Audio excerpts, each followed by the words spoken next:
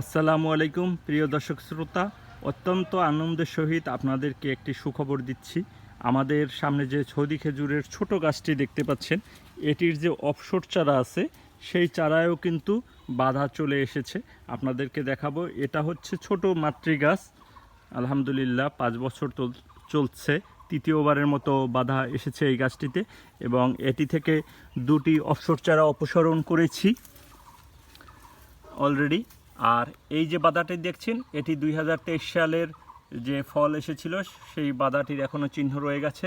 আর এর পাশে সাথে যে কয়টি অফশোর চারা আছে তার মধ্যে দিয়ে এই অফশোর চারাটিতে এখনই ফুল আসা শুরু করেছে। আর পাশে আরও দুইটি অফশোর চারা আছে। তো মোটামুটি এটি একটি স্ত্রী গাছ।